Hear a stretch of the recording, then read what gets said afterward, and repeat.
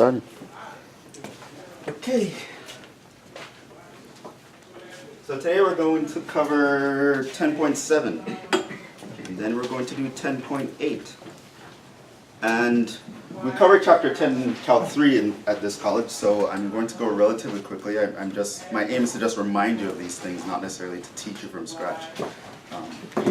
So I somewhat do expect you to be familiar with that.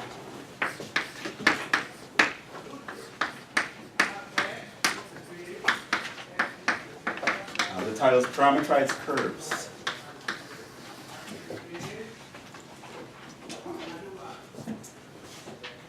So recall,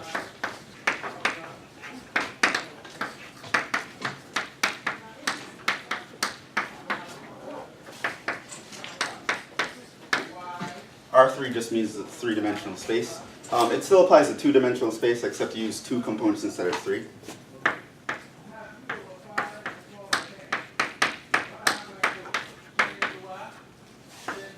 So we're going to talk about vector curves. These are functions of the form x of t, y of t, z of t. You know it's a vector curve.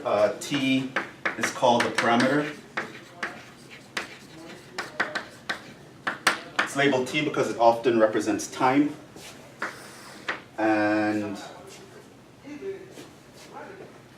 x of t, y of t, z of t are single variable functions.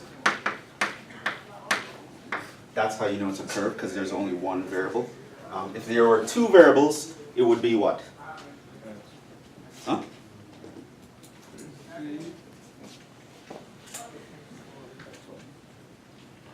What? When I say single variable here, who am I referring to? The t. Okay. If I have two variables, meaning I had something like, I'm just throwing this out there, but we'll eventually get there. Right, like this, right? X is a function of u and v. Y is a function of u and v. Z is a function of u and v. What kind of object is that? What kind of surface? Well, I want to make sure you know what kind of object a surface is. What is a surface? How do you describe it? A sheet, a two-dimensional object, right? And if there were three variables, it would be described in a solid, right? The number of variables tells you the number of dimensions the thing has. A curve has one dimension, therefore you should have one variable. So if I write this on a test versus that, I expect you to know that's a curve, that's a surface, without me having to tell you, oh, this is a curve and this is a surface. Right? The number of variables will tell you the dimensions of the object you're using. Okay. So these are single variable functions.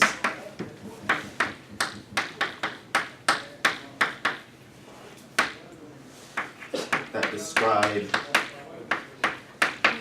the position of the x, y, and z coordinates respectively. Okay. So if you're in 3 space and you take a particular t value at t equals t naught, this will create a vector that goes to the point x of t naught, y of t naught, z of t naught. Right? And if you take all these points, right, if you let t vary, you'll have a bunch of vectors going to these points in space, and when you connect all these points, it forms a curve. Right? That's the idea. So these are called vector curves. They're single variable functions in R3. We'll mostly be working in R3, sometimes R2, but almost anything here I'll say would actually generalize to Rn. You can go into more than 3 dimensions in certain applications, but we'll mostly be living in 3 dimensions in this class.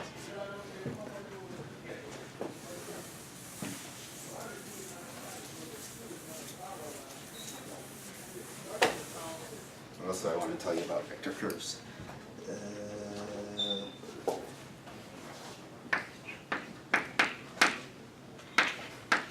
We can do calculus on vector curves.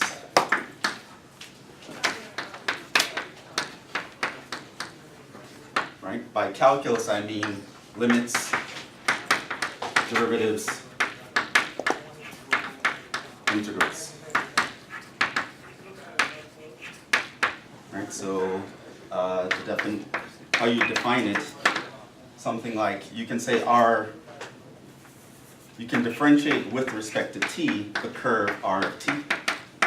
This is denoted by r prime of t, and this is denoted by, how do you differentiate a vector curve? Differentiate each component. So you find the derivative of the first component, derivative of the second component, derivative of the third component. Calculus is done component-wise on vector curves.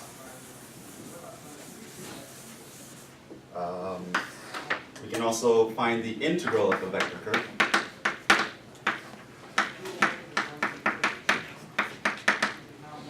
And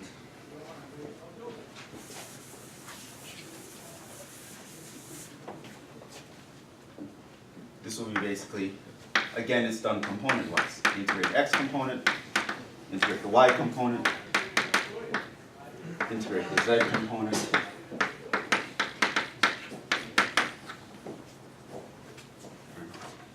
And there's also a plus c. But the c is actually a vector. Okay? And I'll probably do an example so you can see why that is. Okay. Of course, we can take limits of vector components. So if I can take the limit as t goes to t naught of r of t, and this is just the limit as t approaches t naught of the x limit as t approaches t naught of the y limit as t approaches t naught.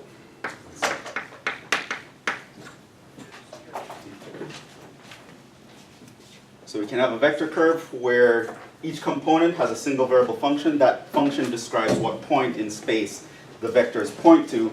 If you take the edges of all these vectors and connect them, you create a vector curve. You can actually differentiate this curve. This will give you tangent vectors if you want. You can integrate these curves. You can take limits on these curves. And of course, provided the above exists, because it's possible for a limit or a derivative or an integral to not exist, right?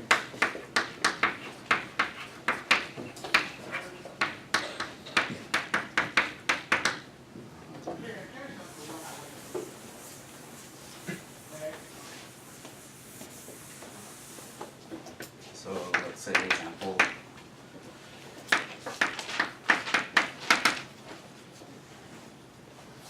arm of t is equal to sine of t cosine of t. 1 pi.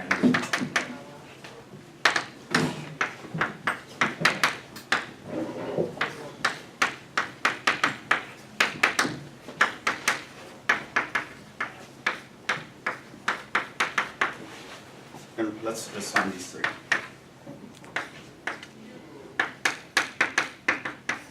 How do you find r prime of t?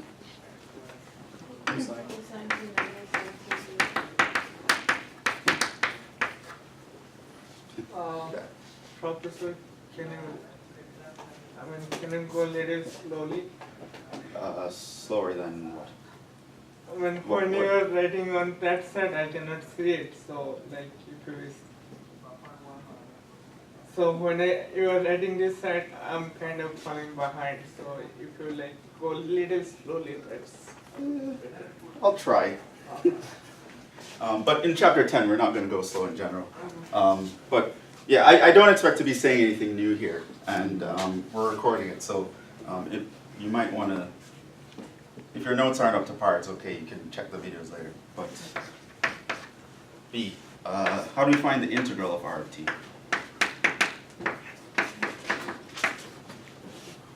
Negative cosine t. It will be what? Negative cosine t. Sine t and t. Plus a constant, Sine t. sine t plus another constant, T. t plus another constant. And what you can do is, using vector addition, you can write this as minus cosine t, sine t, and t, plus C1, comma C2, comma C3, and that's the constant vector.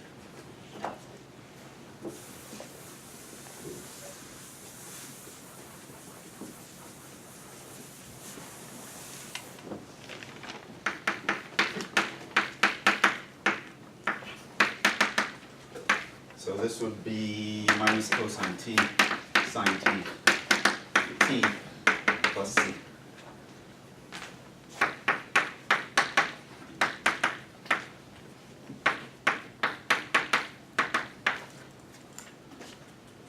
Was the limit as t approaches 0 of r of t. So the limit as t approaches 0 of sine, limit as t approaches 0 of cosine, limit as t approaches 0 of 1. 0, 1. So we can do all that on vector curves. And we will be doing calculus with vector curves all the time. So it's very important that you remember how to do this. It's basically just do it component-wise. It's the idea. So not much to talk about there. What else do I want to make sure you know?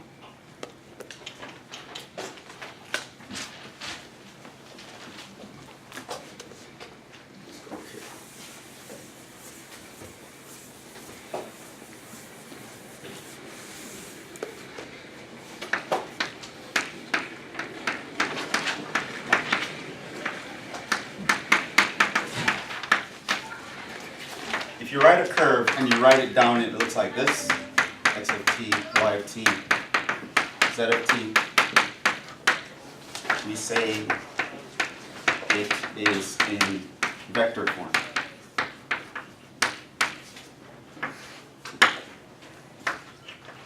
We can also write curves in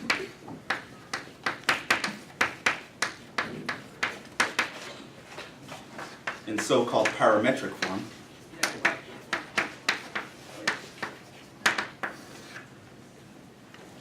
When you write something in parametric form, how does it look? Y is equal to y naught plus bt, and z is equal to z naught plus c. Right. This is just as a list of equations, which means you can write x equals x of t, comma y equals y of t, comma z equals z of t. So when you express a curve as just a list of equations, you say that's in parametric form. So you can express it in parametric form, or you can express it in vector form. So you should be able to do both, you should be able to recognize both. And you should be able to actually sketch from either of these.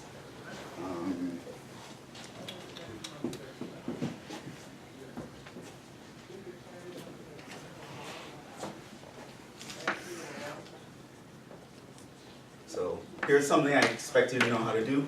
When curve is described to you,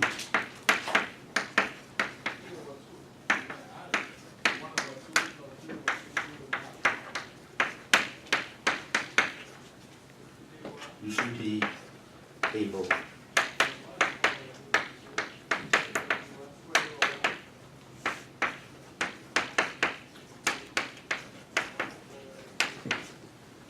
in either of these forms.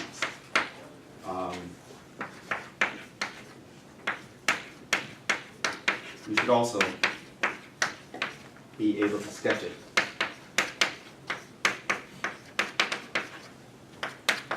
Of course, not all curves are very nice to sketch, but usually in class, if I ask you to sketch something, it's going to be very, very sketchable.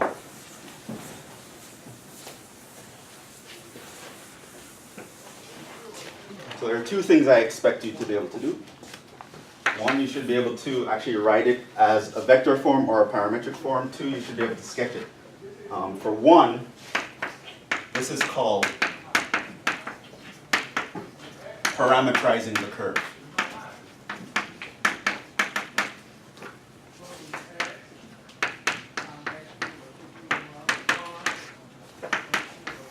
So for example, in a question, if I ask you, parametrize the line that connects point 1, 2, 3 to point 7, 8, 9, it means I want you to write that equation as a vector curve or as a parametric equation. I might specify which one I want you to do, but you should be able to do that.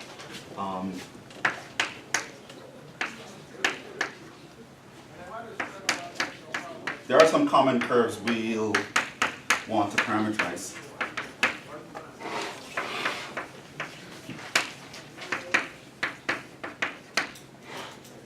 And I'm going to talk about those and talk about how you parameterize.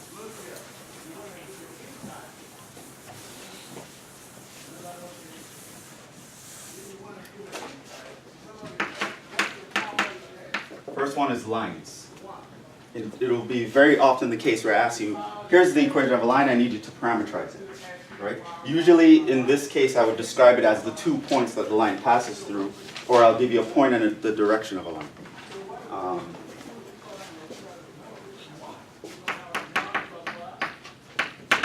This was on the quiz, but what are the 3 forms of the equation of a line from Calc 3? Yeah?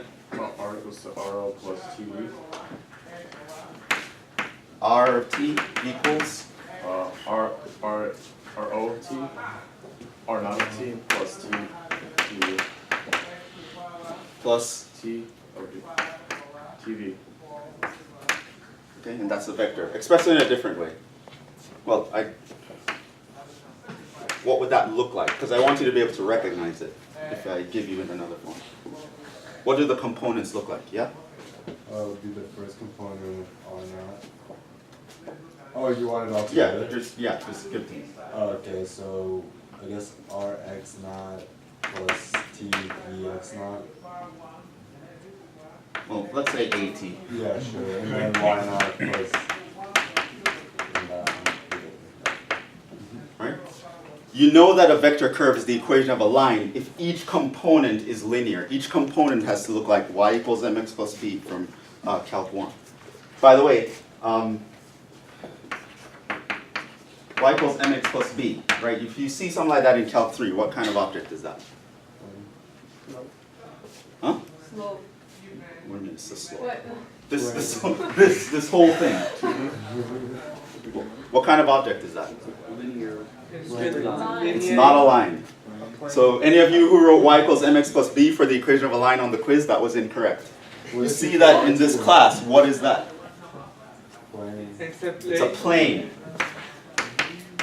If we're in R3, that's a plane. That is not the equation of a line. I believe in the quiz I said R3, but it was at least implied. Okay, so that is not the equation of a line. To you no longer. Right, if I give you something that looks like that, I'm telling you a plane. Okay, what's another? So there's one form, right, so that's R of t equals this. And this is where your v is the vector a, b, c. This is called the direction vector of the line. It's a vector that's parallel to the line. This one is a position vector. So it's a point on the line. You can think of it as a point on the line. Technically it's a position vector, but it's equivalent to a point because it starts at the origin. Okay? And this is called the vector form. Okay? So that's one form that you can have the equation of a line in. What's another form? Yeah? Parametric. The parametric form. Right, so you can actually say x is equal to x naught plus at, y is equal to y naught plus bt, z is equal to z naught plus ct. X naught, y naught, z naught are constants. Those give you the x, y, and z coordinate of a point on the line. A, B, C is the components of the direction vector of the line. This is called a parametric form.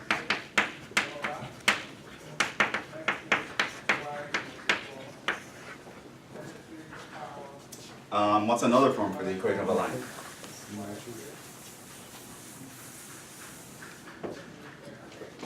Yeah? There's what's called a symmetric form. And what does that look like? X minus x over a is equal to y minus y over b. This is called the symmetric form.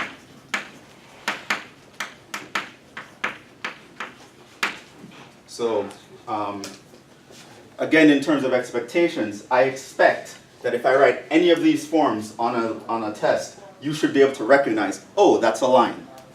That's the first thing I want you to expect you to be able to do. The next thing I expect you to be able to do is, if I describe to you a line or 2 points the line passes through, you should be able to write it down in one of these 3 forms, whichever one is either convenient or is required. Okay, so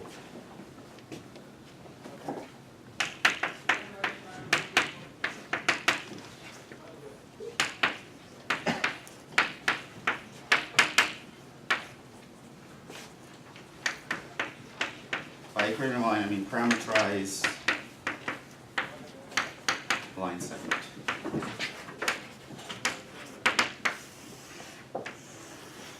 Okay, describe to me the process of parametrizing a line. Let's say I told you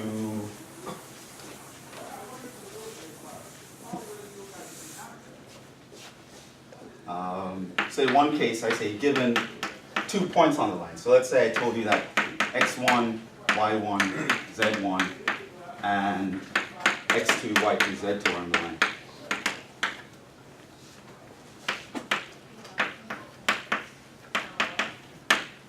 So a question like this might be, parametrize the line segment that connects the points blah blah blah to blah blah blah. And furthermore, direction is also going to be important in this class. So let's say I want this to be the initial point and this to be the final point. Yeah. Find the vector originally, you do final minus initial to get the vector A, B, C. Then you can use any of the points for the equation. Either of the equation, parametric, symmetric, or the vector equation. I could use any of the points? Use the initial point. You want to use the initial point. Okay, so what would that look like? Describe it to me, write it down. Vector A would be x2 minus x1. Say R of t equals X2 The vector x2 minus x1, y2 minus y1, z2 minus z1.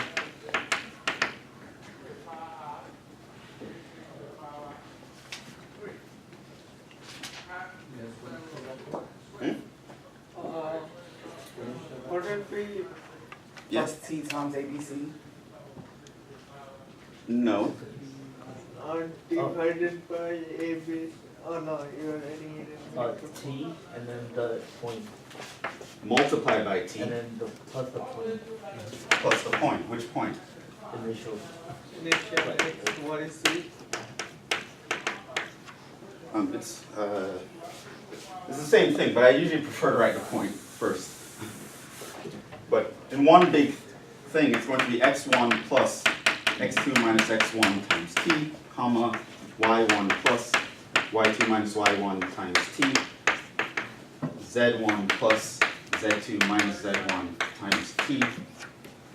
And if I want to make sure that I'm doing a line segment, meaning I want to start here and end here, what are my limits on t? 0 to 1. 0 to 1. Always 0 to 1.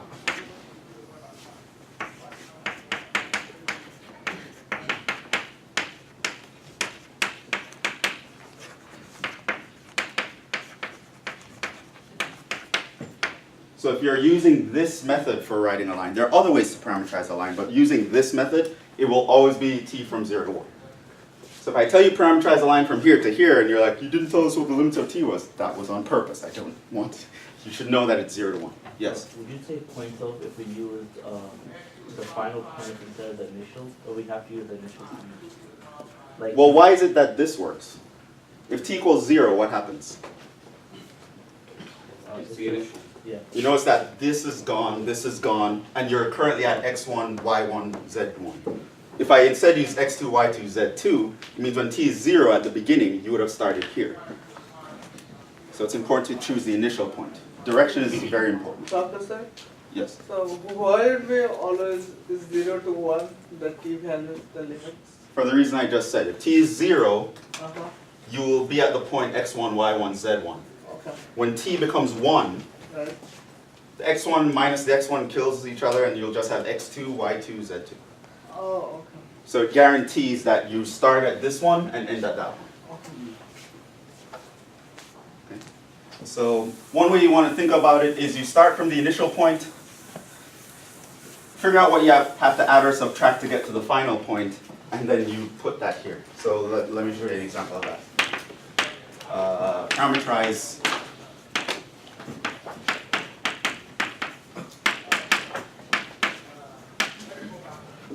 line segment from 1 minus 2, 0, 2, 3, 4, minus 1. And when I say from this to that, of course I mean that this is the initial and that's the final.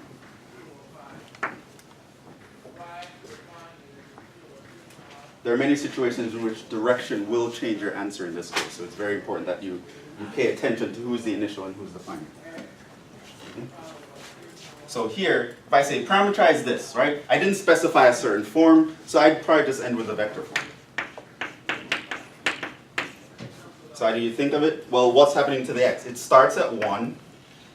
To go from 1 to 3, what do you have to add? 2. Plus 2, multiply that by t. For the y, start at minus 2. To go from minus 2 to 4, what do you have to add? Plus 4. What?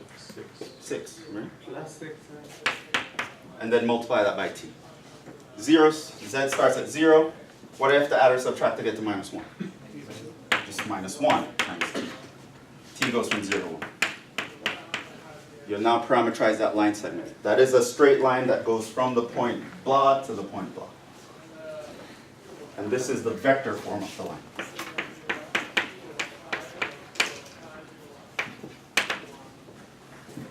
What is the parametric form of this line?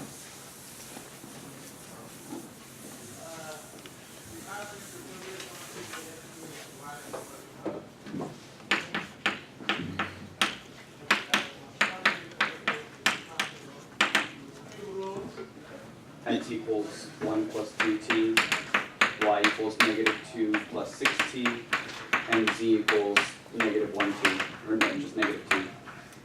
That's the parametric form for the equation of the line. That would give you the general line, but if you specify here that t goes from 0 to 1, it will ensure that you go from this point to that point. What about the symmetric form of this line?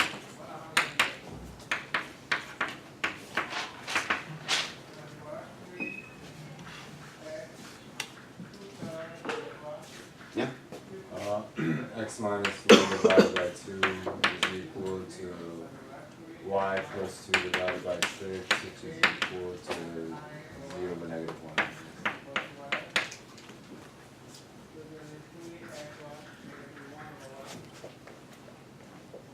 And I also do expect you to go backwards, meaning if I give you this, I expect you to know that's a line that goes from this point to that point. Right? Not only do I expect you to go from this to that, I do also expect you to recognize that this means that. Just like how in algebra class, when your professor writes down something on the form y equals mx plus b, he expects you to know, hey, that's a line, the slope is m, the y-intercept is b. So that's the line, and that's how you parametrize it. That form that I gave you guys is the easiest way to do it, I think.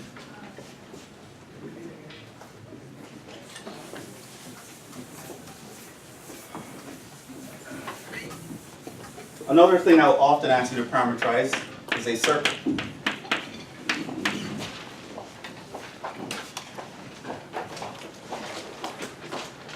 How do you parametrize a circle? You sine and cosine. Right? Remember that on the circle. Remember that on a circle. The angle measured from the positive x-axis, let's call that t. Sine and cosine are what gives you the coordinates on that circle. Cosine of t gives you the x-coordinate, sine of t gives you the y-coordinate. If that is the unit circle in R2. So the radius is 1. Okay. We can kind of generalize this. So given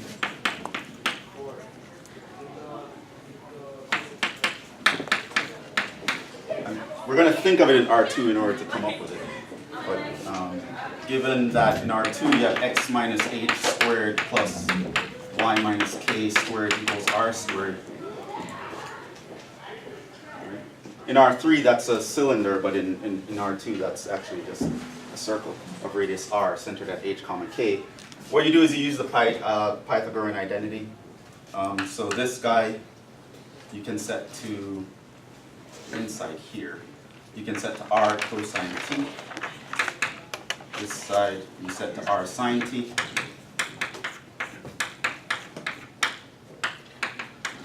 And that will give you that. So this would mean x is equal to h plus r cosine t. Y is equal to k plus r sine t.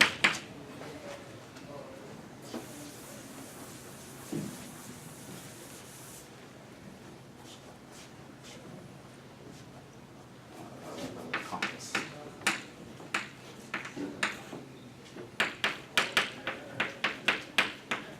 If that's how you parametrize a circle, what direction are you traveling around that circle?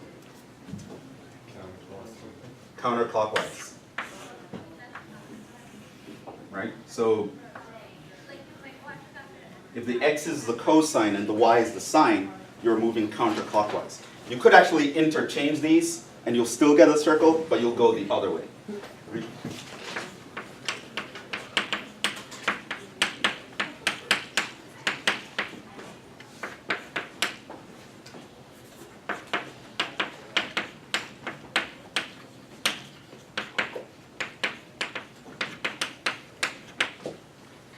If I want to travel once around the circle,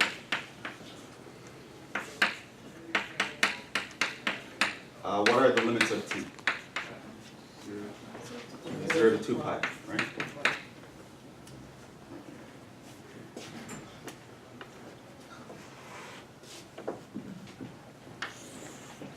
Okay.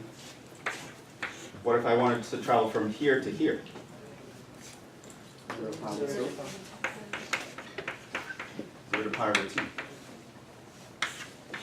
What if I wanted to travel from here to here?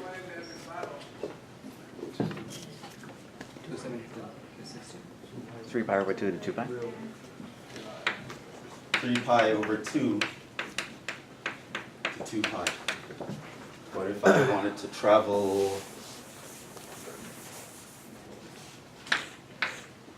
from here to here? Excuse me, Professor. Yes. Okay, what do you mean by counterclockwise if this is parametrization? Whenever you parametrize something like this, where the x is equal to something with a cosine, Cosine. y equal to something with a sine, Sine. you will travel around the circle. If you plot these points, if you plug in one point after another, you plot them, you'll be plotting points in this direction. Okay. It's called counterclockwise because it goes counter to a clock. A clock runs around this way, counterclockwise means you go backwards. What's the limits here? 3 pi over 2 to 5 pi over 2. 3 pi over 2 to? 5 pi over 2. Okay, so one thing is you always want to be increasing in the angle when you're moving counterclockwise. Oftentimes the standard that we use here is minus pi over 2 to pi over 2.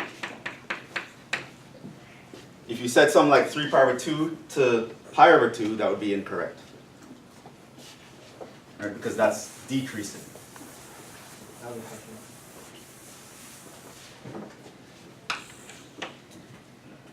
Yes, You say something about going backwards, clockwise? that's called counterclockwise. No, but you said something about if you want to make it go clockwise, then what do we have to do? Switch the x and the y parameterization. Okay, Let the sine be on the x, let the y be the cosine. okay. That's one way to do it. We'll learn another way. It will turn out if you have a vector curve and you have the curve moving in one direction, if you take the negative of that curve, it'll actually move in the other direction. But we'll talk about that later.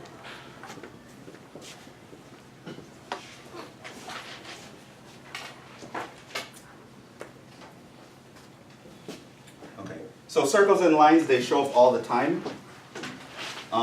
But every now and then you might be given another kind of vector curve, like a curve of intersection of two surfaces, for example. That's pretty common. So the third is not a particular curve per se, but it's kind of a general approach.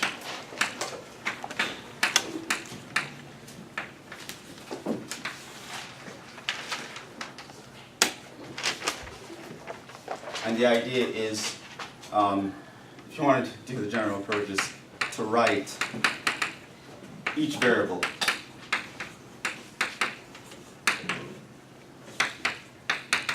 in terms of a parameter. Note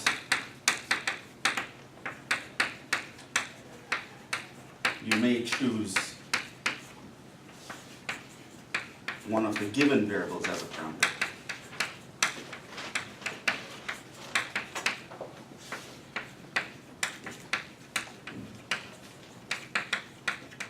Let's do an example.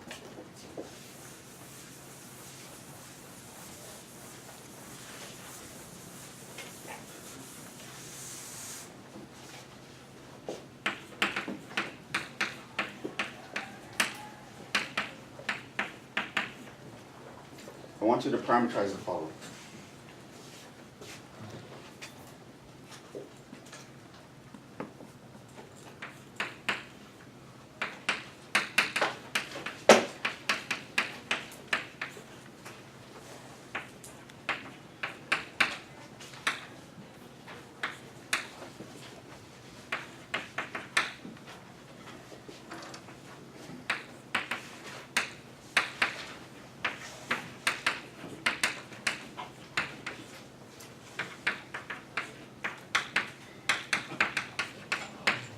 This is a question.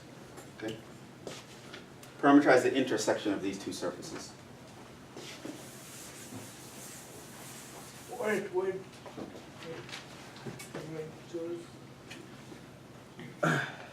You may choose one of the given variables as, well, it's okay to say the parameter here, because if we're doing a curve, there's only one.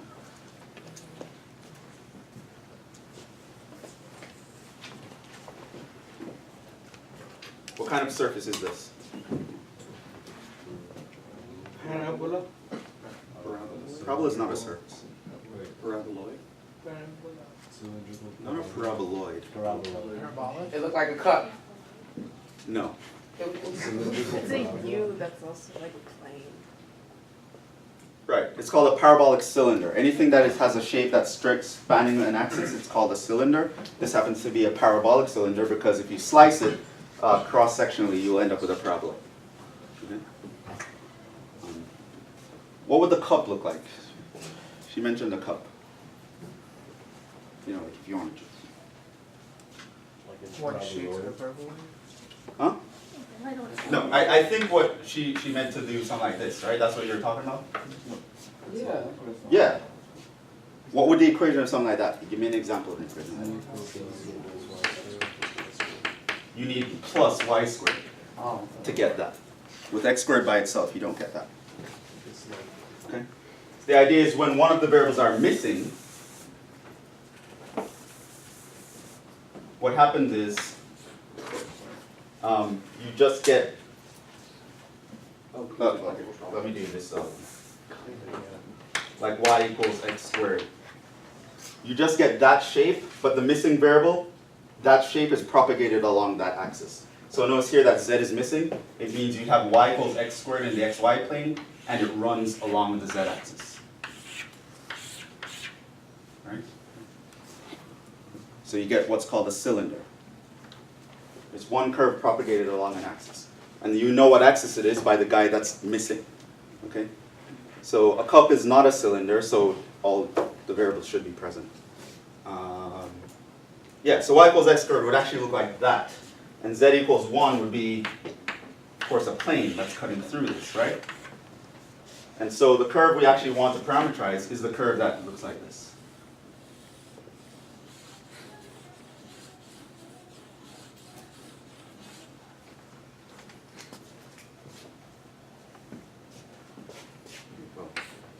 So you should be able to do that.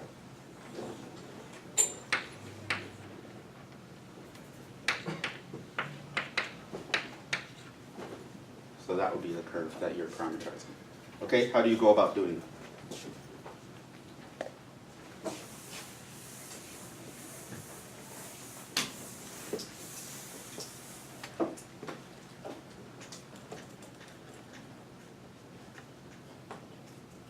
Yeah? So I guess I kind of broke it up into components. So X1 and Z is just 1 the whole time. Okay, yeah, Z is a constant 1. So that was kind of a giveaway. So we know that R of T, well, let's just actually write that down. Z equals 1 always. Okay. Tell me about the X and the Y. What would you do? Right. So they're just, I'm not sure how I came up with it, but I got that X was T and Y was T squared. Yeah. Set X equals T. This is what I meant by choosing one of the variables to be the parameter. You're parametrizing it in terms of X, and I just call it T because I feel like it. But this would mean I now have a formula to get the Y. If I know what X is, I can just compute the Y by squaring the X. So this means that Y is equal to T squared. This means that R of T is going to be T comma T squared comma 1. And the equation of that curve is this vector function. Right, so I set one of the variables to be a parameter, solve for all the other variables in terms of that parameter, and then I put each component here. So that's me just setting one of the variables to be the parameter. Sometimes you might want to set, you might want to write the variables in terms of a completely different parameter. Right, so let's say I had an example here, parametrize.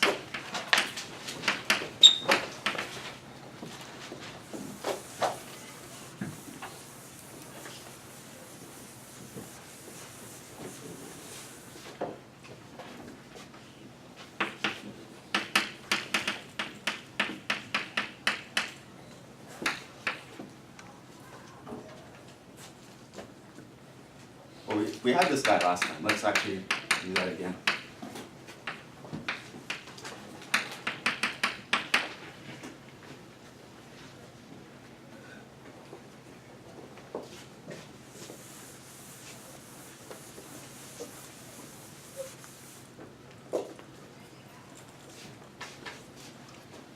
First, let's graph that. Kind of visualize the curve here.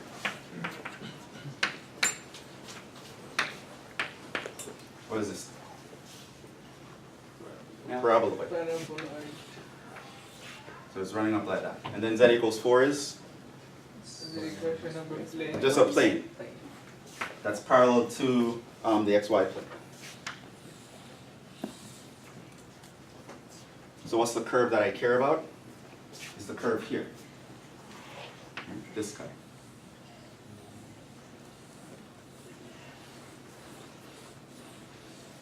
That's hovering in the plane Z equals 4. Parametrize it. Which plane do you care about? Like, can you point? The intersection of this and that. Okay, so the circle, right? No. Is Could it a be circle? the ellipse. Yeah. Well, can you start off by saying that Z is 4, and then make X or Y equal to T, and then solve for the other with the equation on the left? You can't set Okay. X squared plus Y squared So equals you'd 4? set Z equals 4, Yeah. Yeah, and then say like X is T, X is T. and now find Y in terms of T and. What would that look like? Would be the square root of 4 minus T squared. Is that correct? I don't know. It would be plus or minus, Okay. which means what? 1, it's not a function because it means you'd have 2 outputs. But what you could do is, if that's the way you saw it, is that you would have to actually split it up into 2 parts, right? You'll plot half of it where it's the positive square root and do the other half separately, which is the negative square root. But there's a better way to do it. Could you say that? Let's do No, go ahead. Okay. Is that X squared plus Y squared equals 4? Okay, since Z equals 4, we know that X squared plus Y squared equals 4, sure. And? Doesn't really like two cos angles, something like that. And then 2 for both of them from the formula, because Okay, so then What take was the the square root of 2. So 4 is going to be 2. okay. And then the x is going to be cos, and the y is going to be sine.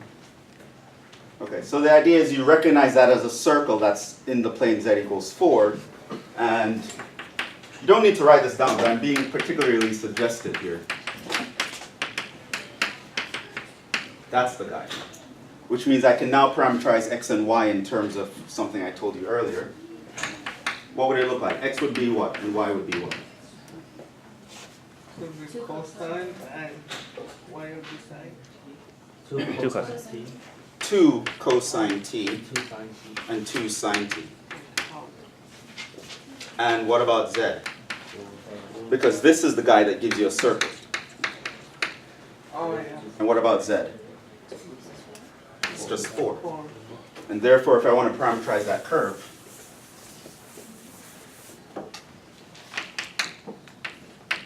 our r of t is just going to be 2 cosine t, 2 sine t, comma 4. Yeah. Do we have to specify like 0 to 2 pi or is that? Most of the time you would have to specify. So let's say I wanted to, I would, if I wanted to specify that, it would be in the question. So I would say something like, make sure the circle is traversed once counterclockwise, right? Or we might say, parameterize this curve, give it a counterclockwise orientation, and make sure it traverses once. And so you could actually, and that in that case you would add this, 0 to 2 pi or something. So this you would only kind of add if I specifically ask you, or the problem specifically requires it somehow. And this would be 2 traverse counterclockwise once. Did someone say? Yeah. Can we leave it in parametric form, or do you prefer it in vector form? It will depend. Okay. So usually, if I don't require it, then I don't care.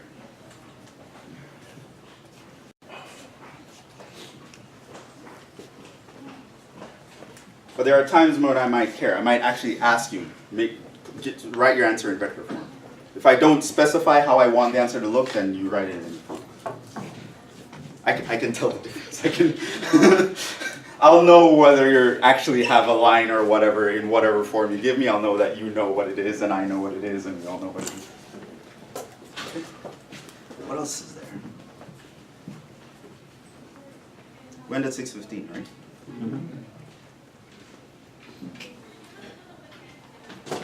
Well, Professor, what's the limit to this clockwise? If Huh? that's clockwise, what is it? Okay.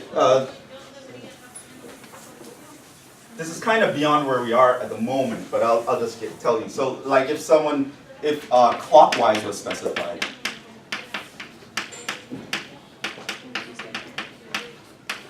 you kind of have 2 options here. It depends on which route you want to go. You can either do one. Not with the changing of the sign, but just for that one, because I know like you could change the sign, and then that would spin it the other way. So you could say x is 2 sine and y is 2 cosine. You could switch sine and cosine. No, I meant for that part. The 0 is less than the t part. That part, what would it be if it was clockwise? If you said to traverse clockwise once, what would be like, you know? I wouldn't change that. It would still be the same?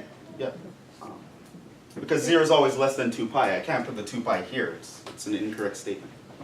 You won't change this. You would change the function.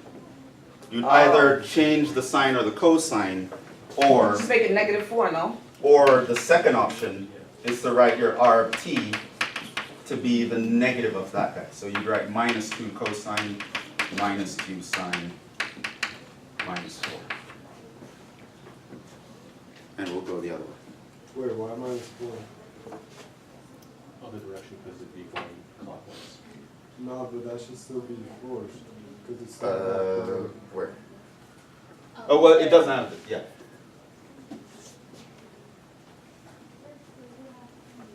But that's beyond our scope. We don't want to. We'll talk about that later, changing the directions of things. But for now, let's keep it in counterclockwise.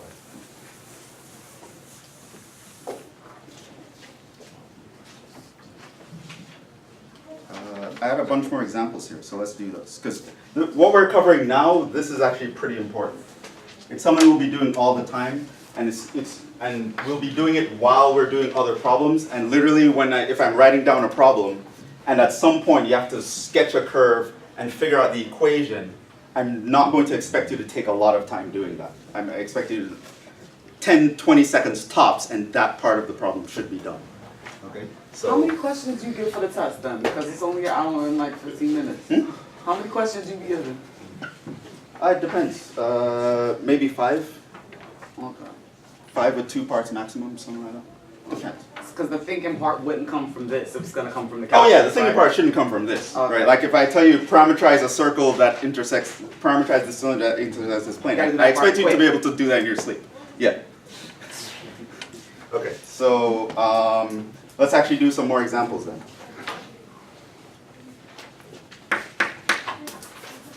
Parametrize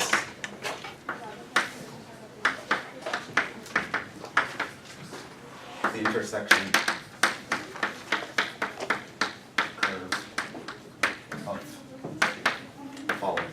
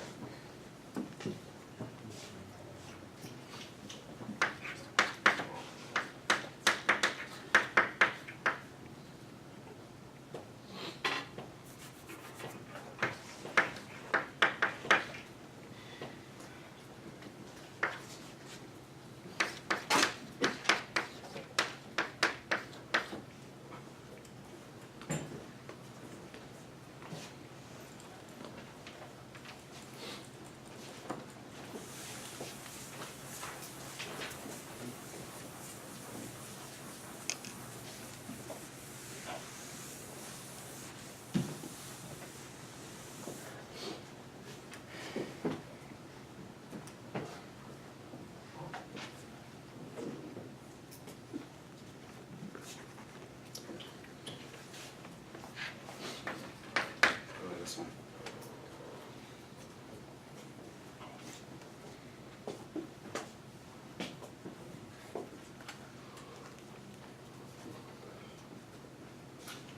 What kind of curve is this?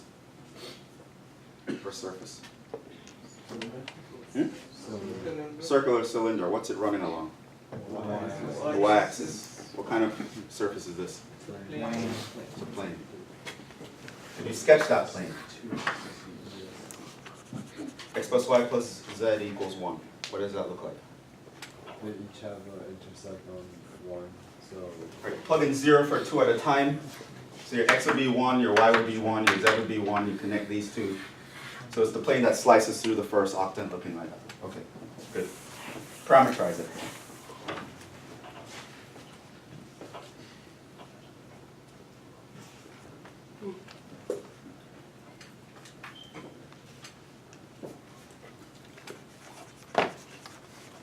What do we do?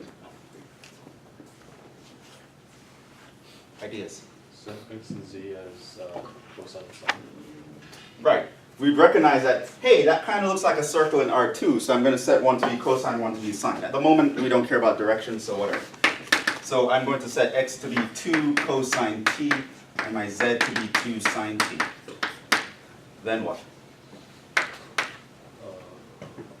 Plug it into the other one. Plug it into the other one. Y we know is 1 minus x minus z, so this is going to be 1 minus 2 cosine t minus 2 sine t. This means that the curve that we are interested in can be parametrized by 2 cosine t, 1 minus 2 cosine t minus 2 sine t, comma 2 sine.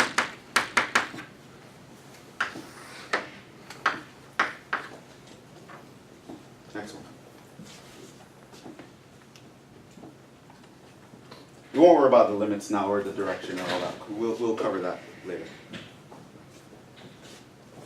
What kind of surface is this? Cone. It's a cone. The top half of a cone. And this is a plane. Okay. What would you do?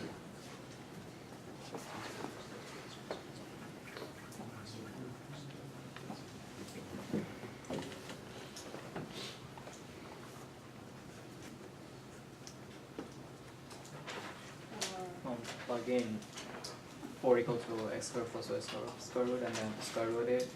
4 is going to be your radius.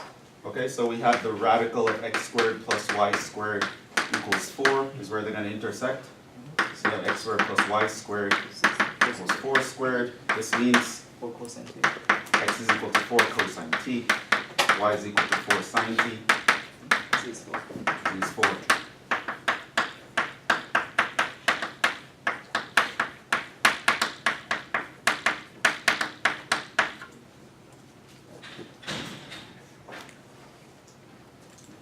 By the way, when the context is right, to answer your question, I kind of did it out of habit without thinking about it, which is kind of what I expect you guys to do. The 4 would actually become a negative, because in that context, when we're talking about orientation, it will be in the context of an integral, and you negate the entire integral. So while on the picture it won't really make sense, the negation is to negate the integral that we'll care about. We'll get to integrating curves and finding things we call line integrals, and that would be how we compute it. So it won't make sense in the same sense that negative area doesn't make sense technically, but mathematically it makes sense. So that 4 would get negated in a broader context in which the question you would ask me would be valid. Okay, so C.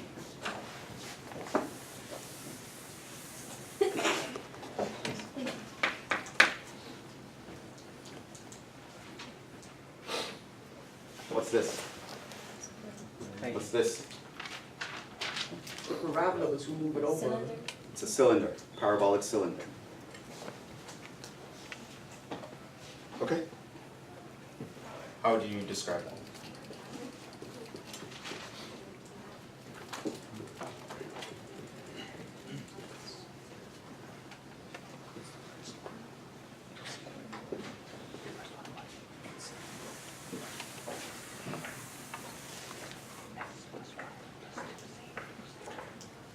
Yeah.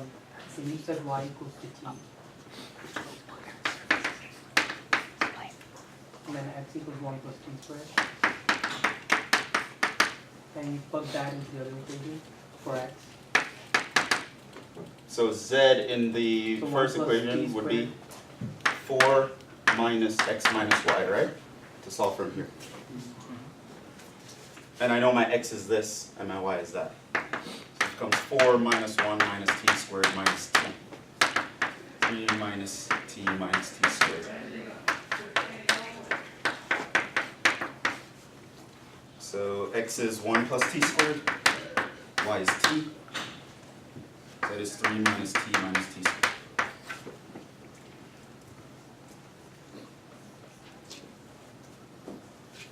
So I gave you 3 main classes of parametrizing 3 different things that are going to show up all the time. Straight lines, circles. There are many other kinds of curves, but in 392 in our syllabus, we're going to give you the easy situations, right? So you're either going to be parametrizing a line, or parametrizing a circle, or parametrizing something else that's random. But you can always kind of go through these steps. You want to recognize, first you need to kind of recognize the shape. So you need to ask yourself, would the intersection be a line? If the answer is no, skip the first one. Would the intersection be a circle? If the answer is no, skip the second one. So you immediately know that you should go with the strategy of trying to write one of the variables in terms of a parameter, right? Which is what he did here. The easiest way to write it, one, he wouldn't choose x as the parameter because if you try to solve for the y, then you get a plus or a minus, right? Which has issues. So he decided to make y be the parameter, so your x is just 1 plus t squared, and then you can plug all those guys into here.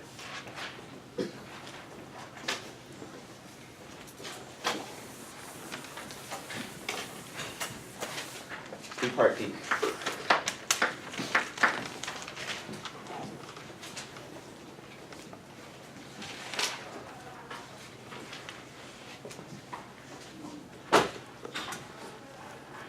It's very similar to part A, actually. Yeah.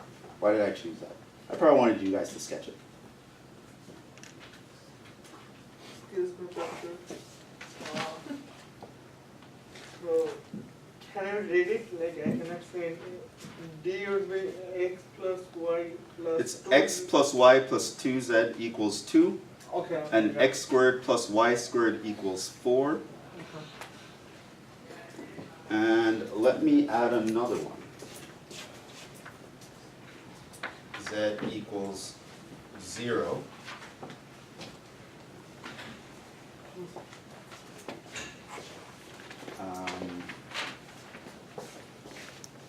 This will come up later, but I want you to think of these three curves as the boundary of a solid. Sketch the solid. Let's do that, because we already, it's a very similar example to this one.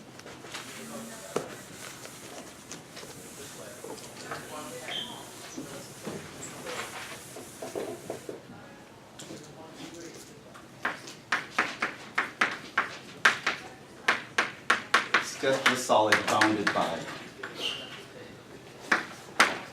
So it's kind of an intersection, but not to parameterize a curve.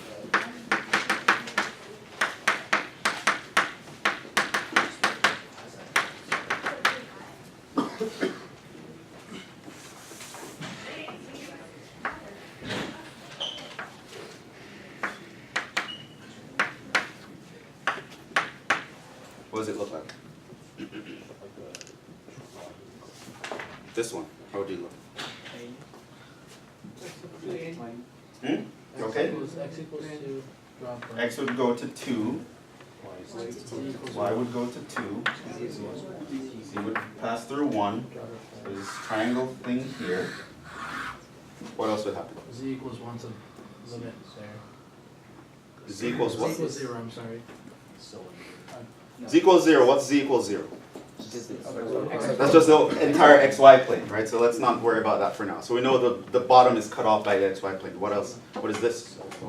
Cylinder, what does it look like? Right, it's a circular cylinder that's going like that. Where does it hit these axes? 0. It does hit it at 2. Yeah. That's the right one.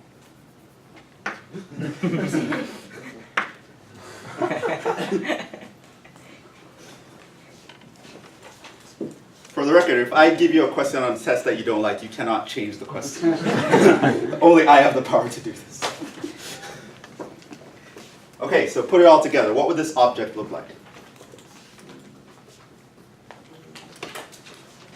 So the bottom would be like, it'll kind of slice through. The orientation might be a little off, but it'll look. Hmm?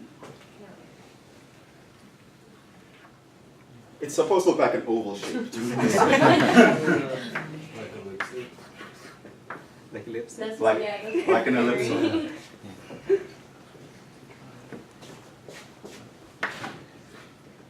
From another angle, it would look like this. Like the top of a lipstick. So how good should our drawings be? Like I said, the drawing and the parameterization isn't the point. It's the information that the drawing would give you. As long as I could recognize what you're kind of drawing and what you're doing and how it would inform your answer, it's okay. You don't have to be a particular artist. But there are going to be cases where you need to know what is on the side, what is on the top, what is on the bottom, right? So as long as you, in relation to all the surfaces there, everything is in the right relative position, it'll be.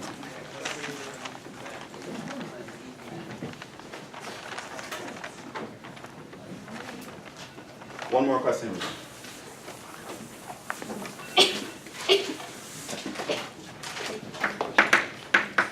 Find the intersection point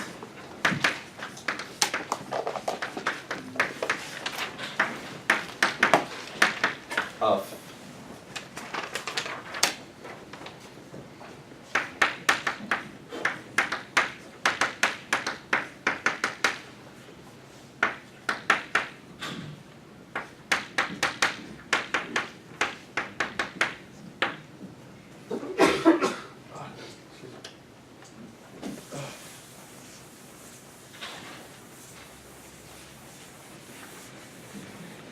What's this?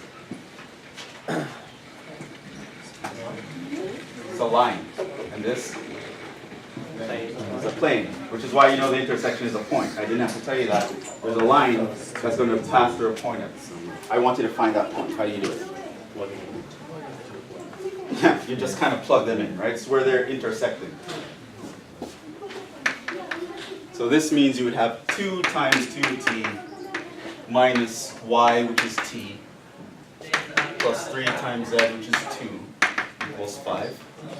This means you have 4t minus t, that's 3t, equals minus 1. Is that right? So t would be minus a third. This would mean point of intersection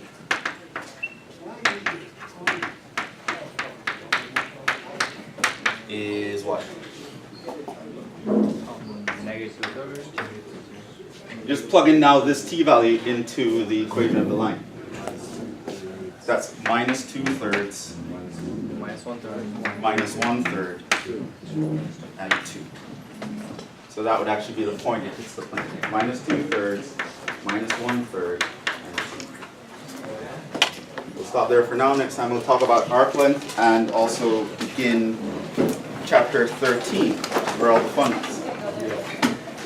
In the test, is it like By the way, make sure you can access the homework because you already have homework. There's an integration review.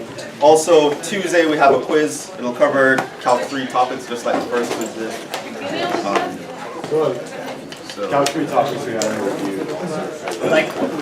Calc 3 topics we haven't reviewed with you also. yeah, the important ones. Know how to differentiate, integrate, operations on vectors, sketching curves. Okay. Oh yeah, I think that's true. Yeah, the B mill, the G mill, not the C.